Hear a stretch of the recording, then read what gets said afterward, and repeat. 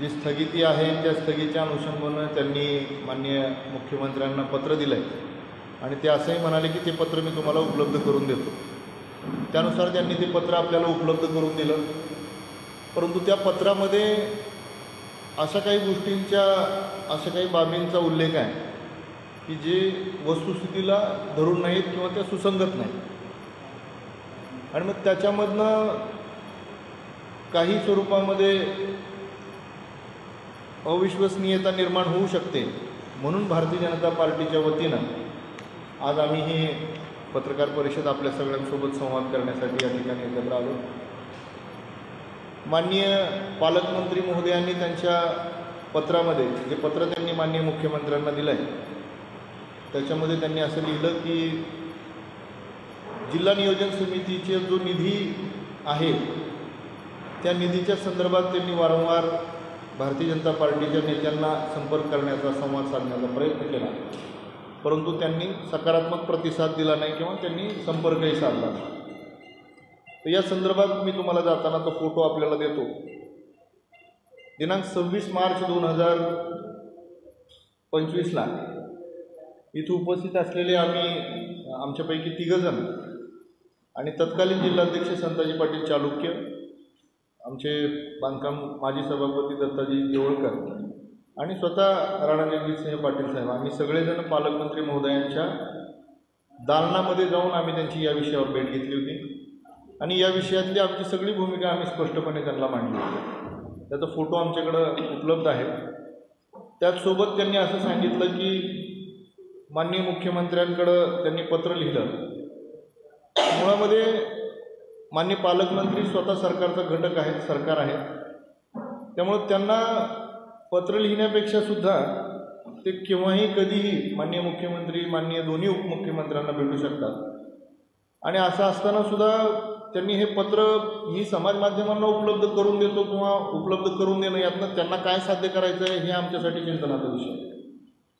मुळामध्ये जिल्हा नियोजन समितीच्या निधीची स्थगिती हा विषय आमच्यासाठी नाही आहे. तर जिल्हा नियोजन समितीच्या निधी वाटपामध्ये जी अनियमितता आणि जे गैरप्रकार झाले होते त्या गैरप्रकारांना थांबवावं आणि ते गैरप्रकार माननीय पालकमंत्र्यांच्या निदर्शनाला आणून द्यावं, हे आमचं पहिलं कर्तव्य होतं आणि ते केलं. आम्ही माननीय पालकमंत्र्यांना ते जाहीरपणे दाखवलं की बाबा या 10 ठिकाणी हे 10 प्रकार चुकीचे घडत आहेत, काही अपप्रवृत्ती या निधीच्या विषयानं काम करत आहेत. तर या सगळ्या विषयांवर आपण प्राधान्याने लक्ष द्यावं. परंतु इतकं सगळं असताना सुद्धा त्यांच्याकडनं कुठल्याही पद्धतीच्या सूचना माननीय जिल्हाधिकारी साहेबांना झाल्या नाही किंवा जिल्हाधिकारी कार्यालयात किंवा नियोजन विभागामध्ये झाल्या नाही. त्यामुळं त्याच सूचना आणि तेच विषय आम्ही आमच्या वरिष्ठांपर्यंत पोहोचवले आणि मग वरिष्ठांपर्यंत पोहोचवल्यानंतर हा सगळा प्रकार जो की आपण सगळे जाणता. आणि या विषयापर्यंत आल्यानंतर मला आपल्याला परत एकदा एक विषय सांगायचा आहे की कुठल्या लोकांनी यामध्ये कुठलं गैरकृत्य केलं आहे.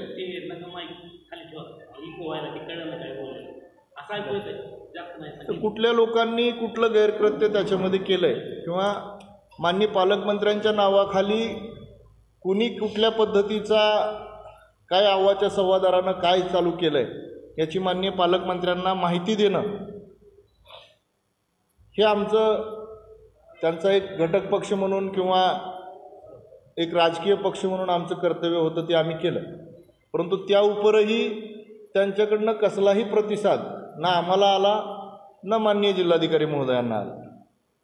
त्यामुळं या पत्रामध्ये जे त्यांनी मांडलं की काही गोष्टी थांबल्यात, काही गोष्टींना अडचण आहे किंवा काही गोष्टींमध्ये सकारात्मक प्रतिसाद आला नाही किंवा माननीय मुख्यमंत्र्यांनी काही विषयात लक्ष घालावं, तर आम्ही माननीय मुख्यमंत्र्यांच्याही निदर्शनाला हे आपल्या माध्यमातून आणून देऊ इच्छितो की जिल्हा भारतीय जनता पार्टी महायुतीतला प्रमुख पक्ष आहे आणि माननीय पालकमंत्री महोदय आमच्या सगळ्यांसाठी पालकमंत्री, तुमच्या आमच्यासाठी या जिल्ह्याचे पालकमंत्री, सगळ्यांसाठीच पालकमंत्री आहेत. त्यांच्या नावामध्ये पालक शब्द आहे. तर त्यांनी पालकाच्या भूमिकेत येऊनच या सगळ्या विषयांना न्याय दिला पाहिजे.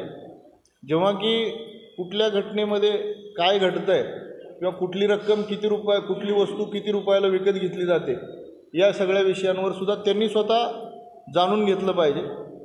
आणि कुठल्याही पद्धतीचा निधी अडवणं, निधी थांबवणं किंवा निधीला कुठंतरी ब्रेक लावणं किंवा त्याच्यात काहीतरी वेगळा इंटरेस्ट क्रिएट करणं हे या सरकारचं काम नाही. हे सरकार कृतिशील आणि गतिशील सरकार आहे आणि त्याच्यासोबत या जिल्ह्यातले नेतृत्व किंवा आम्ही सगळेसुद्धा त्याच अनुषंगानं काम करतो आहे. त्यामुळं माननीय पालकमंत्र्यांनी ज्या गोष्टी माननीय मुख्यमंत्र्याच्या पत्रामध्ये लिहिलेल्या आहेत त्या कुठल्याही पद्धतीनं सुसंगत आणि सत्य आहेत असं आम्हाला वाटत नाही.